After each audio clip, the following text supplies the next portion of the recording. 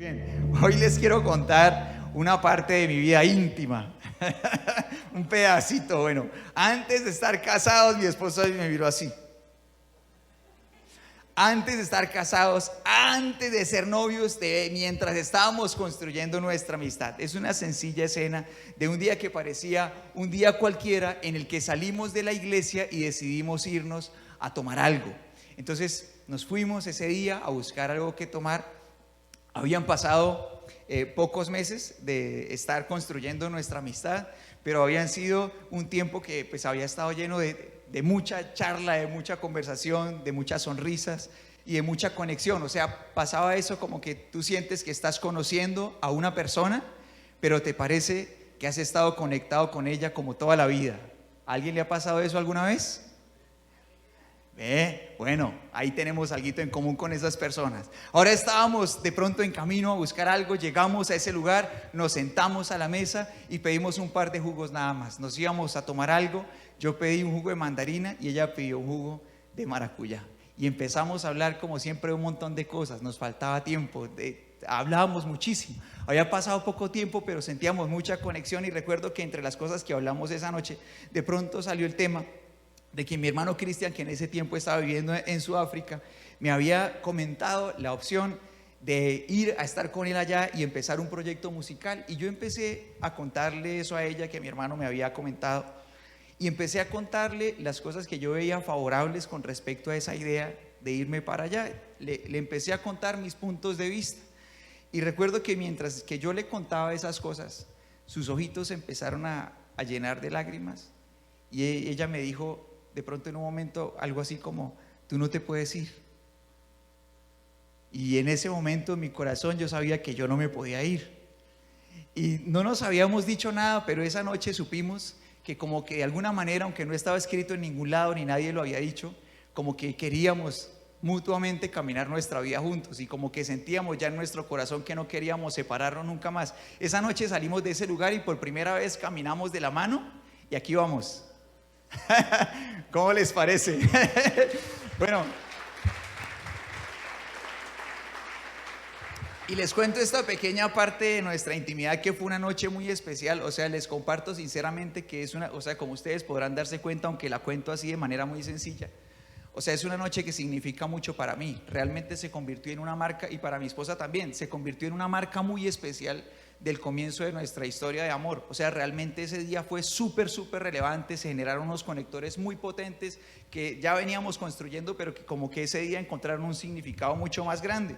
Y yo te cuento esto porque creo que si todos revisamos nuestras vidas, podremos encontrar momentos muy especiales que se han dado alrededor de ir a la mesa, y sentarnos a compartir algo en ese momento tan especial, que está lleno de significado en diferentes momentos de nuestras vidas. Por ejemplo, creo que alguien tal vez en este lugar, o algún conocido, puede haber de pronto puesto en medio de su historia de amor un momento muy especial alrededor de una mesa. De pronto alguien declaró su amor en medio de una invitación a comer, o de pronto alguien organizó una cena muy especial para pedirle matrimonio a esa chica que estaba allí clavada en su corazón. Las experiencias familiares, por ejemplo, cuando no nos vemos hace rato y viene familia de lejos, de pronto se organiza un sancocho, se organiza un asado y nos tomamos la foto porque queremos ahí tener memoria de ese momento. ¿A quién le gusta hablar alrededor de un cafecito? Hasta los momentos más sencillos, ¿cierto que sí? Como que uno busca algo que ponerle, ahí dice un café, una galletita, lo que sea. Las fiestas especiales, cuando vamos a celebrar un cumpleaños, normalmente en un cumpleaños hay algo que comer. Creo que no pasa que haya un cumpleaños en el que todo el mundo llegue a acompañar al cumpleañero y no haya nada de comer. Siempre hay algo, ¿verdad? Algo que nos une alrededor de la mesa. La Navidad, el Año Nuevo, sea poco o mucho lo que se puede compartir, nos sentamos a la mesa, y tal vez si todos recordamos, encontraremos momentos especiales sentados a la mesa con personas importantes. Y en Lucas 24 la palabra de Dios nos lleva a un momento en el que el Señor compartió con dos de sus discípulos, un momento que marcaría toda su vida. Y entonces vamos a leer lo que dice la palabra de Dios en Lucas 24, versículo 3, y vamos a empezar a acompañar a estos discípulos del Señor en esta historia en la que se encuentran con Él en un día, como te digo, súper especial para la vida de ellos, pero también vamos a ver que es para la vida de nosotros. Entonces dice el versículo 13 así, te pido que leamos en voz alta. Dice: ese mismo día dos de los seguidores de Jesús iban camino al pueblo de Emaús, a unos 11 kilómetros de Jerusalén. Al ir caminando, hablaban acerca de las cosas que habían sucedido. Mientras conversaban y hablaban, de pronto Jesús mismo se apareció y comenzó a caminar con ellos. ¿Pero qué pasó? Pero Dios impidió que lo reconocieran. Hagamos una pequeña pausa aquí. Van los dos discípulos haciendo un viaje desde Jerusalén, ¿hasta dónde? Hasta Emaús, un pueblito cercano que quedaba a una distancia de ¿cuántos kilómetros? ¿En cuánto tiempo uno caminaría 11 kilómetros? Más o menos. ¿Cuánto? Más o menos. Escucho hora, pero no escucho la cifra. ¿Cuánto? 2 horas. ¿Quién da más? ¿Quién da? Alguien dice, no, se quedaron corticos. No me dan la talla. 5 horas. Bueno, suponga un día. ¡Ay! Edgar, pero es comparado a comer tamal y puntal y todo eso. O es con sopa, con mute. Bueno, supongamos que un adulto camina en promedio a 4.5 kilómetros por hora, 4 kilómetros por hora, ahí más o menos. Entonces podemos estar hablando de que esos 11 kilómetros se podrían recorrer entre 2 horas y media o hasta 3, ¿verdad?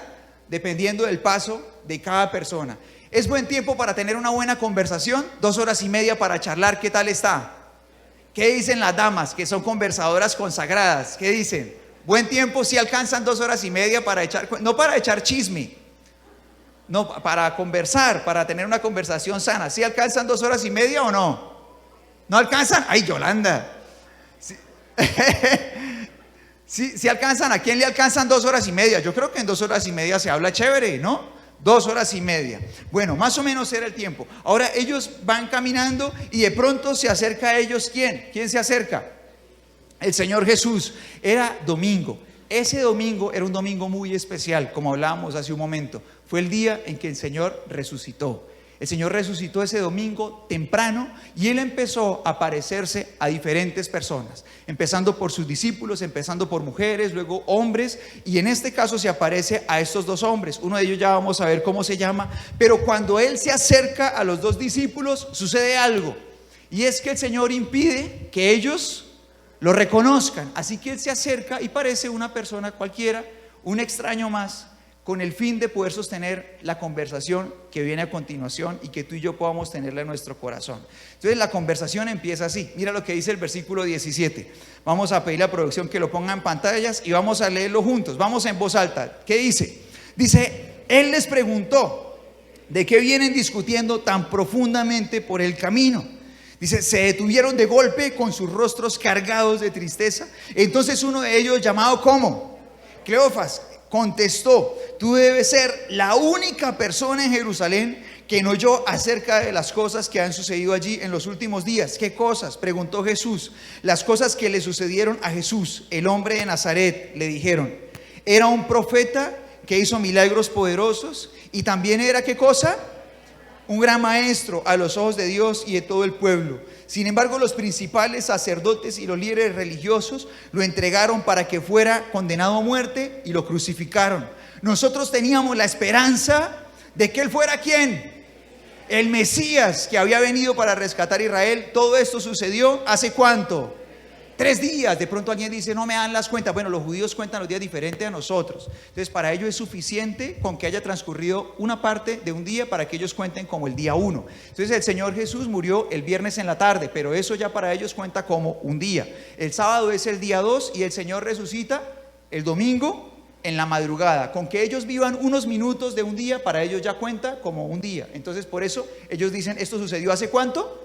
3 días, no lo cuentan de pronto como nosotros contaríamos cada 24 horas y todo eso, no, era 3 días, así, viernes, sábado y domingo. Y ahora mira que los momentos más difíciles en nuestra vida tienen la capacidad de desnudar lo más profundo de nuestro corazón.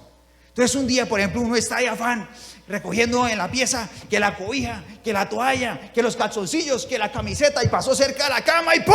¡Ay, fue pi! Si sale esa palabrota, ¿de dónde salió? Del corazón, ¿verdad? ¿Cierto que sí? Si sale esa palabrota en ese momento, quiere decir que yo todavía tengo palabrotas de esas guardadas aquí. Pero si contrario a eso, yo paso cerca de la cama y le doy ¡pum! ¡Ay, Señor! Señor, ayúdame. Yo digo esa oración desde lo profundo de mis riñones. ¿Qué pasa? ¿Qué puedo deducir? Que ya en ese lugar donde probablemente había palabrotas en otra época de mi vida, el Señor pudo hacer la obra en mí y la limpió por completo. Y ya no hay palabrotas en mi corazón, ¿verdad? ¿Cierto que sí? Entonces esos momentos de dolor, desde los más sencillos hasta los más extremos, van sacando lo que hay dentro de mí. Entonces, por ejemplo, cuando me enojo con alguien, entonces una señora se enojó con la comadre vecina y amiga de toda la vida. Ese día se puso brava y le dijo de todo, le dijo hasta gato, le dijo hasta mico, le dijo hasta la tabla del 9. 9 por 7 es 63, 9 por 8 es 72, 9 por 9 81, 9 por 9 y 9 por 10, 90. ¡Pum! Le cierra la puerta. Se va la señora y después vuelve y le dice: ay, amiga, no sé qué me pasó. Yo no soy así. Esa persona no soy yo. Entonces, ¿quién va a ser? ¿Verdad? ¿Un espectro, un holograma, un ser de un universo paralelo? Claro que sí, ese es uno, ¿cierto? ¿Verdad? Eso que sale del corazón de uno, así sea una escena poco frecuente, todavía demuestra lo que hay en uno. Uno no puede decir, ese no soy yo. No, efectivamente ese sí es uno. ¿Cierto que sí? ¿Sí están conmigo o no? Así que lo que yo debo hacer, en lugar de decir todas esas cosas esquivando la realidad, es pedir perdón, ir al Señor y decirle: Señor, necesito seguir trabajando en esto, necesito que tú sigas trabajando en mí, en esta área de mi vida. Y lo mismo pasa cuando yo me siento triste. Los verdaderos fundamentos de nuestra fe quedan desnudos en momentos, por ejemplo, de profunda tristeza. Entonces yo claramente puedo decir: Señor, yo creo en ti, Señor, yo confío en ti, si yo te tengo a ti lo tengo todo, cuando todo está bien. Pero ¿qué pasa cuando, por ejemplo, alguien me traiciona y me siento defraudado por alguien? Entonces podría salir de dentro de mí por lo menos un par de tipos de personas. Una persona, por ejemplo, que detrás de esa persona que me traiciona, que me engaña, que me ha defraudado, siente que Dios me ha defraudado también. Pero dentro de mí también puede salir una persona que sabe que aunque todas las demás personas fallen, Dios nunca falla. Y que el Señor nos deja ahí en su palabra ese escrito que está en Isaías 49:15 y dice: aunque tu mamá te olvidara, yo nunca me olvidaré de ti. Entonces por eso el rey David escribe en el Salmo 27:10, dice: aunque mi padre y mi madre me abandonen, tú, Señor, te harás cargo de mí. La versión Reina Valera dice: con todo el Señor me recogerá. Creo que tenemos aquí en pantalla la nueva versión internacional. ¿La podemos poner, por favor? Y la podemos leer juntos. Dice: aunque mi padre y mi madre me abandonen, ¿qué dice? El Señor me recibirá en sus brazos. Ahora, ¿qué tipo de persona soy? Cuando estoy en esa situación de ser traicionado por alguien, de ser defraudado por una persona, ¿qué tipo de persona soy? ¿Esa persona que siente que Dios lo defrauda también? ¿O esa persona que se da cuenta de que aunque todos fallen, el Señor nunca falla? Ahora, ¿qué pasa, por ejemplo, en el escenario en el que yo estoy buscando emprender en algo, en el que yo estoy buscando que algo me salga bien, estoy trabajando en algo, y siempre que buscamos trabajar en algo queremos que las cosas salgan bien, queremos obtener el éxito? Pero ¿qué pasa si las cosas salen mal? Entonces podría salir dentro de mí una persona que siente: es que Dios no está conmigo, Dios ayuda a otras personas, pero a mí no. Y empiezo a recriminar al Señor el hecho de que las cosas no me salen bien. O puede salir de dentro de mí otro personaje, un personaje que se da cuenta de que en el camino con Dios también hay días oscuros. Y entonces recuerdo lo que dice la palabra del Señor en el Salmo 23. ¿Alguien recuerda el Salmo 23? Podemos leerlo de todas formas juntos. Los que lo recordamos podemos todavía fortalecerlo más en nuestro corazón. Y si alguien no lo ha leído nunca, hoy podemos leer una buena parte por primera vez. Y dice: el Señor es mi pastor, tengo todo lo que necesito. En verdes prados me deja descansar, me conduce junto a arroyos tranquilos. Él renueva mis fuerzas, me guía por sendas correctas, y así da honra a su nombre. Aunque yo pase por el valle más oscuro, ¿qué pasa? No temeré, porque tú estás a mi lado. Tu vara y tu cayado me protegen y me confortan. Entonces yo sé que si el Señor está conmigo, Él me va a llevar al mejor lugar, y que si me estoy perdiendo de rumbo, Él me hace volver por el camino correcto. Pero también que si las cosas no están saliendo exactamente como yo pensaba, que si yo estoy pasando por ese momento oscuro de mi vida, no hay nada que temer, porque Dios está conmigo. Entonces tú y yo podemos pensar, bueno, en esos momentos de tristeza, cuando algo no me sale bien, ¿qué tipo de persona soy? ¿El que siente que Dios se apartó de mí? ¿O soy ese tipo de persona que sabe que puedo confiar en Dios porque Dios está conmigo? ¿Qué tipo de persona soy? Ahora, bueno, por ejemplo, ¿qué tipo de persona soy cuando parte un ser querido? Ese momento de tristeza profundo cuando parte un ser amado, ¿qué tipo de persona soy? Entonces, por ejemplo, uno podría convertirse en un ser egoísta y orgulloso, que siente que tiene el poder de decidir cuándo alguien se va, y que siente que tiene el poder de decir, no, es que este familiar debe vivir tantos años más, se tendría que haber quedado. Ese ser egoísta y orgulloso en el que se puede convertir uno, que se enfrenta al Señor y cree que es todopoderoso y dice, no, tú no eres quien tiene la razón, soy yo.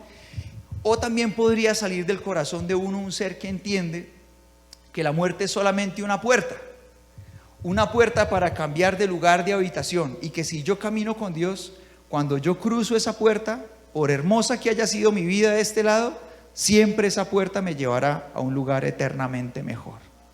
Entonces mira que cambia mucho la percepción acerca de todo cuando yo puedo tener mi confianza puesta en el Señor. Y por eso es que Pablo escribe en Filipenses 1:21, dice, porque para mí el vivir es Cristo y el morir es ¿qué cosa? ¿Alguien se acuerda? El morir es ganancia. O sea, uno solamente puede decir esas cosas cuando uno ve claramente el verdadero rol de la vida, de la muerte, mi papel en medio de ellas, y quién es Dios conmigo en medio de todos esos espacios. Ahora, si yo quiero que eso se haga realidad en mí, yo tengo que entender que en esta vida hay un constante tránsito de voluntades. Aquí todos trajimos nuestra voluntad, al lado de nosotros hay otra persona con voluntad, está la voluntad de nuestros familiares, amigos, vecinos, la voluntad del diablo, la voluntad de Dios. Hay un montón de tránsitos de voluntades, y una persona podría morir por su propia voluntad, por ejemplo, porque descuidó su salud. ¿Sí están conmigo o no? Y pronto no era la voluntad de Dios que una persona muriera tan pronto, pero se hizo daño a sí mismo y se acabó. Otra persona podría morir por la irresponsabilidad de alguien que se comió el pare. Otra persona podría morir por la violencia de alguien que quería atracar y no temía matar. Pero si yo tengo al Señor en el primer lugar de mi corazón, puedo estar seguro de que mi vida y mi muerte serán en el día que el Señor decida. Que no partiré de esta tierra antes de que el Señor lo haya planeado para mí. Pero para eso yo necesito que realmente lo que se haga en mi vida sea la voluntad de Dios. Ahora, ¿qué tipo de persona soy? Cuando afronto un momento tan triste como la partida de un ser amado, ¿qué tipo de persona he sido? De pronto me he encontrado con ser esa persona que reclama a Dios. De pronto me he encontrado siendo esa persona que entiende cuál es el papel de Dios y cuál es nuestro papel en medio de la vida y la muerte. Ahora, ¿qué pasa frente a un diagnóstico médico que no esperaba, un mal diagnóstico médico, o frente a una mala noticia?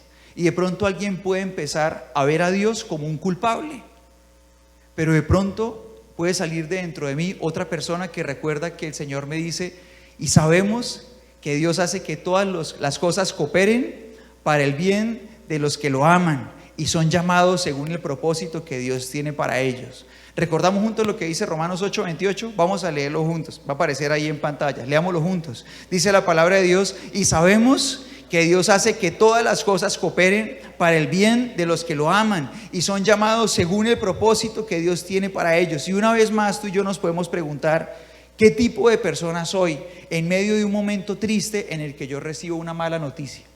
¿Una persona que considera a Dios un culpable, o una persona que sabe que en medio de todas las cosas Dios sabe sacar cosas buenas? ¿Qué tipo de persona soy? Ahora mira, estos dos discípulos estaban pasando por un momento muy triste también. Era el momento de la muerte del Señor Jesús. O sea, recordemos que ellos van caminando al lado del Señor, pero ellos no saben que es Él. Y van pasando por el momento triste de la muerte del Señor Jesús, y ese momento revela en su corazón lo que ellos realmente sienten hacia Dios. ¿Quién era realmente Dios para ellos? Entonces, aunque ellos dicen, teníamos la esperanza de que Él fuera el Mesías, ellos también dicen realmente quién era Dios para ellos. Y vamos a recordarlo, ahí lo acabamos de leer, pero te pido que lo leamos de nuevo. Vamos a recordar esa primera parte de las palabras de ellos que están en el versículo 19 y vamos a leerlas juntos. El Señor Jesús les pregunta: ¿qué cosas?, preguntó Jesús, y ellos responden. Dice: las cosas que le sucedieron a Jesús, el hombre de Nazaret, le dijeron. Era un profeta que hizo milagros poderosos y también era, ¿qué cosa?, un gran maestro a los ojos de Dios y de todo el pueblo. Y aquí yo te pido que hagamos una pausa y te pido que pensemos: ¿quién es Jesús para mí? Vamos a pensar en eso. En medio de un momento triste en nuestra vida, nuestro corazón se desnuda y queda al descubierto quién es Dios para mí. Pero también a través de su palabra tú y yo podemos reflexionar acerca de quién es Dios para nosotros. Y en este momento en las vidas de ellos mismos dieron una respuesta. Ellos, aunque habían durado 3 años caminando con el Señor Jesús y lo habían escuchado hablar, y de pronto en su mente ellos sabían, Él es el Hijo de Dios, lo único que albergaron en su mente fue una esperanza. Realmente, cuando llega el momento de la tristeza, ellos dicen realmente quién era Jesús para ellos, y era solamente un profeta que hacía milagros poderosos. Ahora yo te invito a que hagamos un paralelo y nos hagamos la pregunta y pensemos: ¿quién es Jesús para mí? ¿Es el Señor de mi vida o es alguien de quien espero milagros y favores? Pensemos en eso. Ahora, por ejemplo, si un doctor opera a un familiar y la operación es exitosa, nuestro familiar sale bien del quirófano, nosotros sentimos que esa persona nos ha hecho un bien casi milagroso. ¿Qué estamos dispuestos a ofrecerle a esa persona? Nuestra gratitud, ¿verdad? ¿Qué más le ofrecemos? De pronto nuestro aprecio, ¿cierto que sí? ¿Qué más le ofrecemos? Nuestra amabilidad. Pero ¿alguno estaría dispuesto a ofrecerle a ese médico su adoración y su obediencia? ¿Alguno se postraría delante de ese médico para entregarle su alabanza y su adoración y para obedecerle el resto de su vida? Creo que todos podemos decir que no, ¿verdad? ¿Sí están conmigo o no? No. Hay una diferencia muy grande entre alguien que hace favores o que incluso hace milagros a favor de nosotros y alguien que es nuestro Señor y el Señor de toda nuestra vida.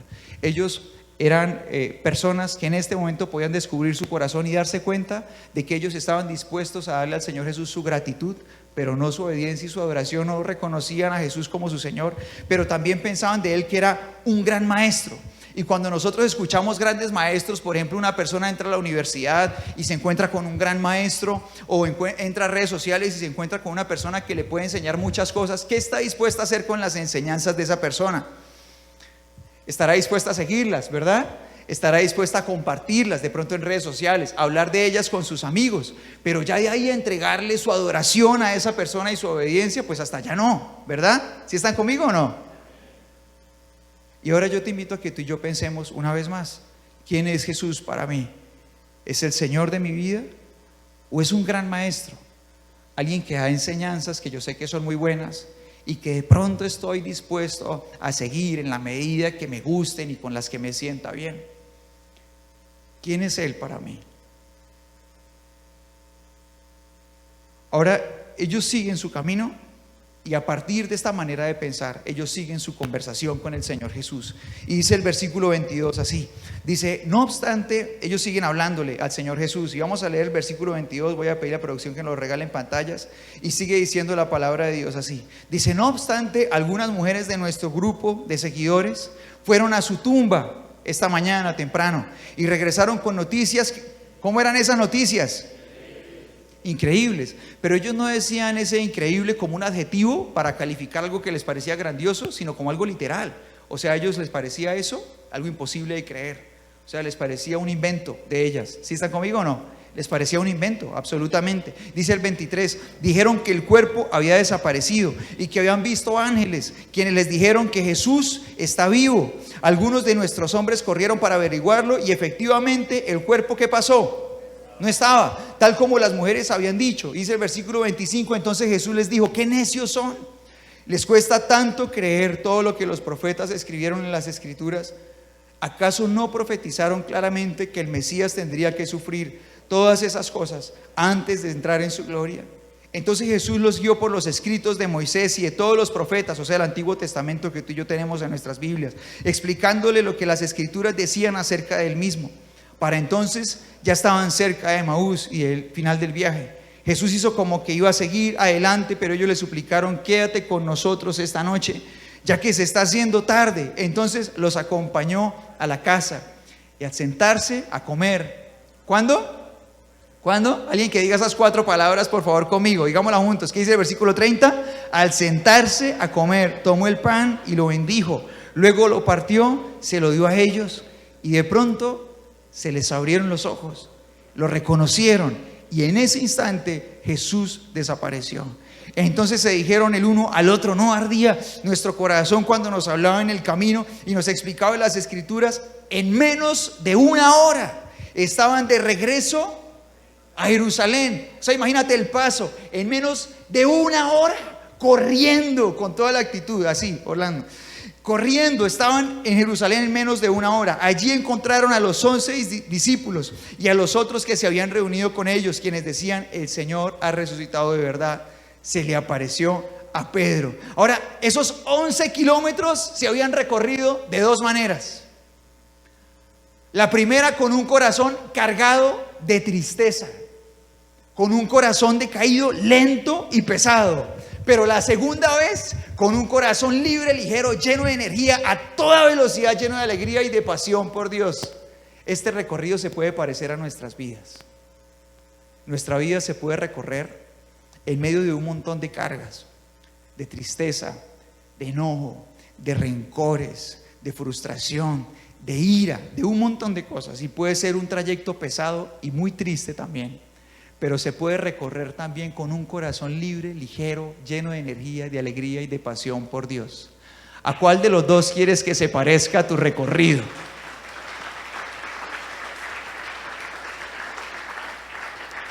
Ahora, yo quiero preguntarte: ¿cuándo cambió todo para ellos? ¿Cuándo cambió todo para ellos? Cuando se sentaron a la mesa con Jesús. En ese momento cambió todo para ellos. Ahora mira, ellos sabían de memoria un montón de enseñanzas del Señor Jesús. Ellos habían estado con Él durante 3 años, oyéndolo una y otra vez. Sabían un montón de enseñanzas del Señor. Y mientras el Señor les hablaba a ellos por el camino, ¿qué dijeron ellos que sentían? ¿Qué dijeron? Les ardía acá por dentro, ellos se les conmovía el corazón. Y no sé si alguna vez tú hayas sentido eso, de que estamos escuchando la palabra de Dios y sentimos que Dios nos está hablando, se nos conmueve por aquí adentro. Pero hay una distancia bien grande entre saber la palabra de Dios y que se me conmueva el corazón escuchando la palabra de Dios o leyendo la palabra de Dios. Hay una gran diferencia entre esas cosas y convertir la palabra de Dios en una acción. Es muy diferente. Ahora ellos, a lo largo del primer trayecto, eran personas que sabían la palabra de Dios, eran personas que se conmovían en su corazón mientras escuchaban al Señor hablar, pero de vuelta ellos corrían por la palabra de Dios. ¿Cuándo sucedió el cambio? Digámoslo juntos, ¿cuándo sucedió el cambio? Cuando se sentaron a la mesa con el Señor Jesús. Ahora, ¿cambiaron los hechos? ¿Cambió su realidad? Cambiaron las circunstancias de que el Señor Jesús había muerto el viernes y que había estado en la tumba. Cambiaron los hechos de que había sucedido toda esta tortura entre el jueves y el viernes. No cambió nada de eso, pero sí cambió su corazón. Y pudieron encontrar que realmente el Señor estaba vivo, que estaba con ellos, que era real su palabra. No cambiaron los hechos, no cambió su pasado, cambió el corazón. Y mira que muchas veces uno como ser humano puede estar perdiéndose de vivir su presente y su futuro por lamentar su pasado. Y quisiera cambiar un montón de cosas que vivió. Y claro que sí, hubiera sido mejor si el papá de alguien no se hubiera ido de casa. Hubiera sido mejor si no se hubiera atravesado por un divorcio. Hubiera sido mejor si no hubiera sido engañado uno, si no se hubiera sido traicionado el corazón de uno. Hubiera sido mejor si uno pudiera restar todas las heridas y los abusos del pasado. Claro que sí, hubiera sido mejor. Pero el pasado no se puede cambiar. Lo que sí puede cambiar es el corazón de uno. Y eso sucede cuando yo me siento a la mesa con el Señor Jesús. Ahora, ir a la mesa representa ese tiempo de conexión con Dios, en el que yo puedo realmente tener un encuentro con Él cara a cara. Y eso sucede cuando tú y yo estamos a solas, pero también sucede en un momento como este.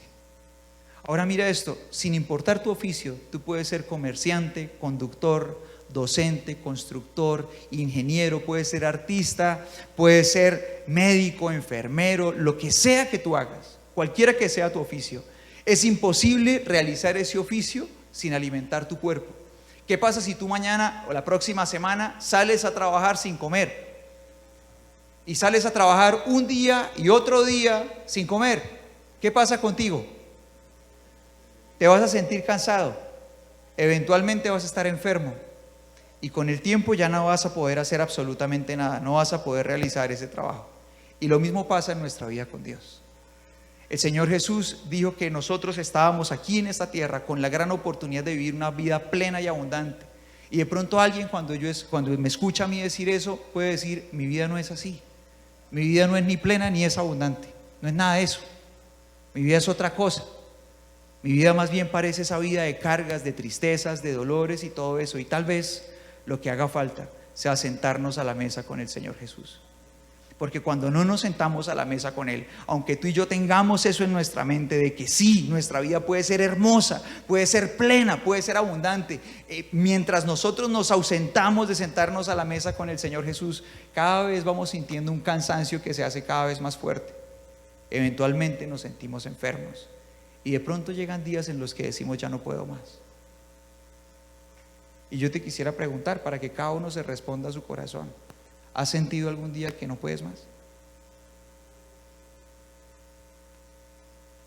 Que te dices a ti mismo: esta carga pesa mucho, ya no doy más.